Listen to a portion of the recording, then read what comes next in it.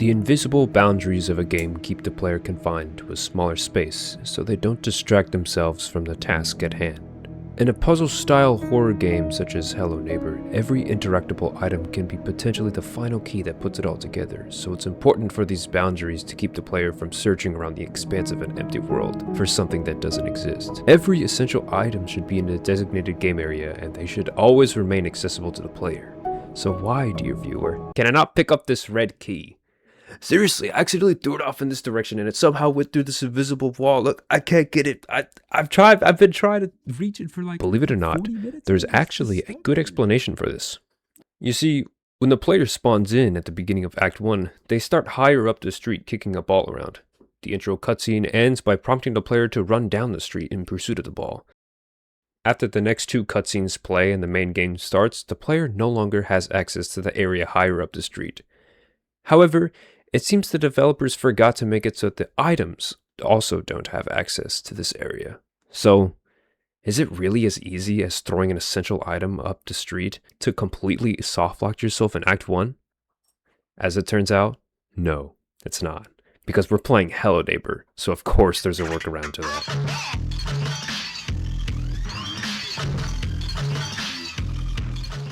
Beating Act 1 without picking up any essential items is as easy as throwing your essential items out of bounds. All you need is a bear trap, which the neighbor can sometimes put down when you're in unfriendly mode. Whenever the player steps on a bear trap, their hitbox is snapped into the middle of the trap. The player can also pick up and redeploy the bear trap anywhere throughout the map to catch the neighbor off guard. With these two seemingly insignificant mechanics, the player can ever so slightly clip through walls. By placing a bear trap very close to the wall, then getting trapped in it, the player's hitbox is snapped into the wall for a brief moment.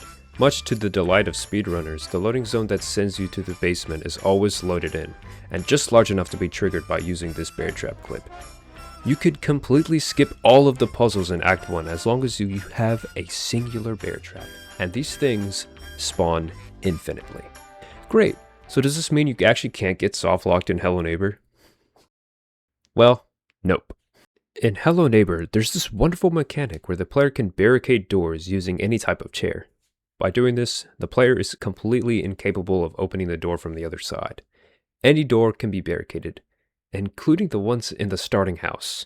In fact, the very front door that the player must get through to access the rest of the game in Act 3 can be barricaded from the outside. So, without further ado, allow me to introduce to you the most tedious softlock I've ever seen in a game.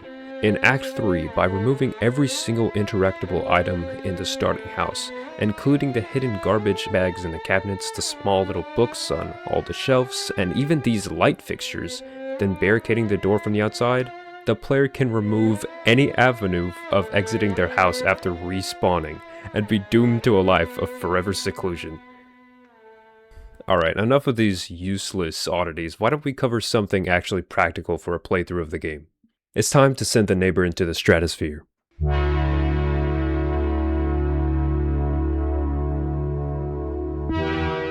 Once again, return to Act 3 and make sure the push ability is unlocked.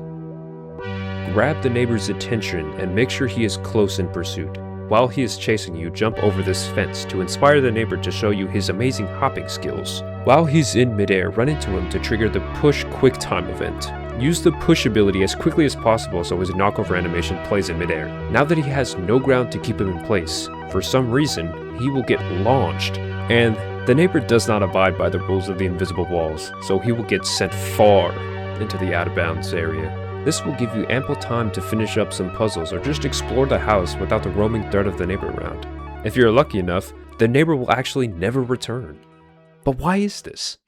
Well, if we venture to the out-of-bounds area using this error signal underneath these staircases, and follow the trajectory the neighbor was launched in, we find some interesting behavior that his AI exhibits.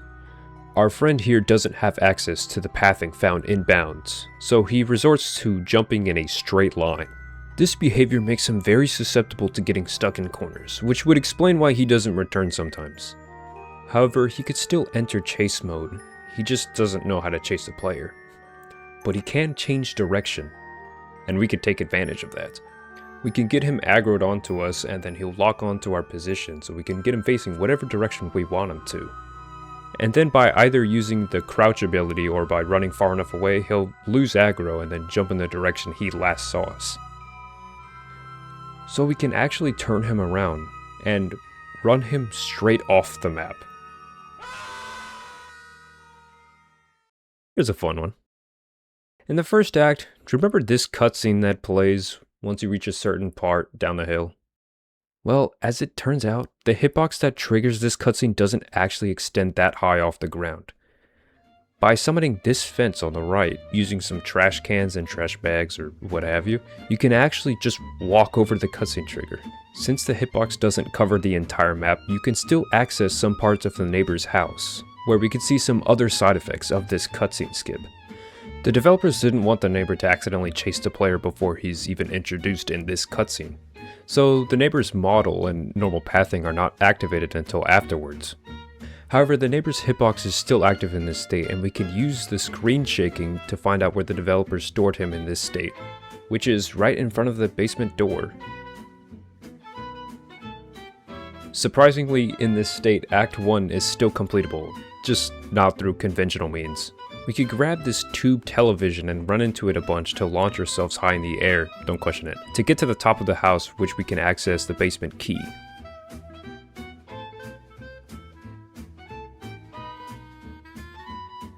The basement door can be unlocked, but the neighbor's invisible hitbox is completely blocking us from entering.